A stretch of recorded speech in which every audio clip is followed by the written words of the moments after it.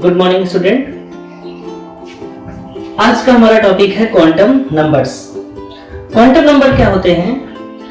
किसी भी एटम में वो पैरामीटर्स जो किसी इलेक्ट्रॉन की पोजीशन को, उसकी एनर्जी लेवल को, उसके ओरिएंटेशन को रिप्रेजेंट करते हैं, उन्हें हम क्वांटम नंबर्स कहते हैं। अब ये क्वांटम नंबर्स को हम एक तरीके से समझ सकते हैं जैसे कोई एड्रेस होता है। हमारा एड्रेस क्या है कि हम किस स्टेट में रहते हैं, स्टेट के बाद आता है कि हम किस सिटी में रहते हैं, सिटी के बाद आता है कि हम किस स्ट्रीट में रहते हैं, और स्ट्रीट के बाद फिर हमारा आता है हाउस नंबर। तो ये सारे पैरामीटर्स जरूरी हैं हमारा एड्रेस जानने के लिए। तो in the same way electron के अगर हमें पोजीशन, उसके ओरिएंटेशन को जानना है, उसका एड्रेस जानना है, तो हमें क्वांटम नंबर्स की नीड होती है।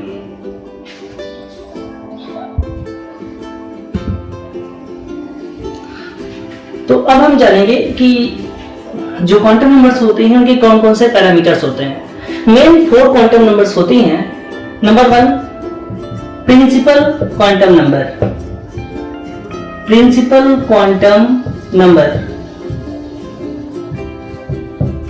प्रिंसिपल क्वांटम नंबर क्या होता है? इसको हम n से रिप्रेजेंट करते हैं, n से रिप्रेजेंट करते हैं, और ये किसी भी इलेक्ट्रॉन के एनर्जी लेवल को, जो मेन एनर्जी लेवल होता है, उसको रिप्रेजेंट करता है। कहने का मतलब ये शेल को रिप्रेजेंट करता है। किसको?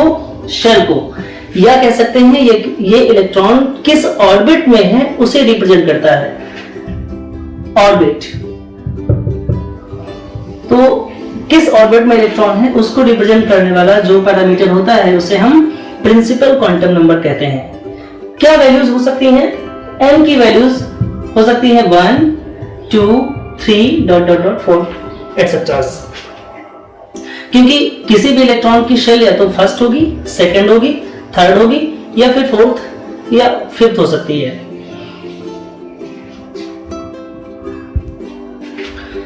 तो बेटा नेक्स्ट क्या होता है? दूसरा होता है azimuthal quantum number. First principle quantum number, second azimuthal quantum number. ये क्या होता है? दूसरा है एजीमुथल क्वांटम नंबर, या इसको हम एंगुलर मोमेंटम क्वांटम नंबर भी कहते हैं। क्या कहते हैं? एंगुलर मोमेंटम क्वांटम नंबर भी कहते हैं इसको। इस नाम से भी हम लोग जानते हैं। रिप्रेजेंट की बात करें तो इसको हम L से रिप्रेजेंट करते हैं, स्मॉल l से। और ये किसी भी इलेक्ट्रॉन के सबसेल को बताता है। जैसे प्रिंसिपल क्वांटम नंबर ने सेल को रिप्रेजेंट किया था, वैसे ही जो एजीमुथल क्वांटम नंबर है वो सब सेल को रिप्रेजेंट करता है। सब सेल यानी कि सब एनर्जी लेवल को रिप्रेजेंट करता है। इसकी वैल्यूज जो होती हैं वो n0 to n-1 तक होती हैं। सपोज करिए जब n = 1 है तो l = क्या होगा? 0। n = 2 है तो l = हो सकता है 0 and 1। n = 3 हो तो l = क्या हो सकता है? 0, 1, 2। इट मींस 0 to n-1 तक होता है। जो एजीमुथल क्वांटम नंबर है वो सबसेल को रिप्रेजेंट करता है, या हम कह सकते हैं किसी भी उस ऑर्बिटल को बताता है जो शेप ऑफ ऑर्बिटल, जहां पे इलेक्ट्रॉन के होने की प्रोबेबिलिटी बहुत ज्यादा होती है। तो ये एजीमुथल क्वांटम नंबर या angular momentum quantum numbers. Azimuthal quantum number में एक चीज हम और देख सकते हैं कि जैसे n = 1 होता है तो l = क्या होगा? 0। 0 मीन्स वहां पर, क्योंकि ये इलेक्ट्रॉन की सबसेल को बताता है, तो कौन सा सबसेल होगा? 0 means only S subshell, S subshell. और जब n इज इक्वल टू 2 होता है तो l इज इक्वल क्या हो सकता है, 0 एंड 1। इट मींस वहां पे s सबसेल भी हो सकता है और p सबसेल भी हो सकता है। जब n इज इक्वल टू 3 होगा तो l is equal to 0 1 and 2। It means वहां पर s सबसेल होगा, p सबसेल होगा और d सबसेल होगा। n इज इक्वल टू अगर 4 है तो l is equal to 0 1 2 3। n 0 से n-1 तक जाना है। इट मींस वहां पर s p d and f orbital होगा, यानी कि f सबसेल भी होगा। अब हम यहां पर थोड़ा सा और जान लें कि s सबसेल का जो साइज है वो क्या होता है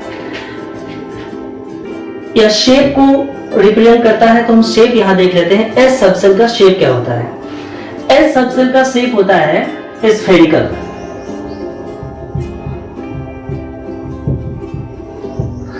और वहीं पे पी सबसेल होती है तो पी सबसेल का जो शेप होता है वो होता है डंबल शेप, इस तरीके से ए डबल, जहां पे 2 लोग होते हैं। और डी की बात करें तो डी होता है डबल डंबल शेप। और एफ वेरी कॉम्प्लिकेटेड, यानी 8 लोग होते हैं, इसमें बहुत ज्यादा कॉम्प्लिकेटेड होता है जो एफ सबसेल है। तो कुल मिलाकर के जो एजीमुथल क्वांटम नंबर है वो आपको किसी भी ऑर्बिटल का साइज या उसका सब एनर्जी लेवल और सबसेल को रिप्रेजेंट करता है आपका एजीमुथल क्वांटम नंबर। वैल्यूज क्या हो सकती हैं? n इज इक्वल टू 1 होगा तो l is equal to 0, n is equal to 2 होगा तो l इज इक्वल टू 1, 0 या 1 हो सकता है। 0 होता है s के लिए, 1 होता है p के लिए, 2 होता है d के लिए और 3 होता है f के लिए। इट मींस यहां पर देखें जैसे l is equal to l की वैल्यूज और सबसेल। l की वैल्यू आपकी यदि आती है 0 तो s सबसेल होगा, 1 p सबसेल होगा, 2 d सबसेल होगा और 3 आती है तो f सबसेल होगा। ठीक है। इसके बाद जो आती है वो आती है m, magnetic quantum number. Magnetic quantum number जो है नंबर 3। मैग्नेटिक क्वांटम नंबर को हम स्मॉल m से रिप्रेजेंट करते हैं और ये किसी भी इलेक्ट्रॉन के ओरिएंटेशन को, किसको? ओरिएंटेशन को रिप्रेजेंट करता है, या कह सकते हैं ऑर्बिटल को रिप्रेजेंट करता है कि इसकी वैल्यूज जो m की वैल्यूज होती हैं वो l पर डिपेंड करते हैं। m की वैल्यूज किसी भी l की वैल्यू यदि मान लीजिए l is equal to 2, l is equal to 1 दिया है तो m इज इक्वल टू क्या होगा? -1 0 1। और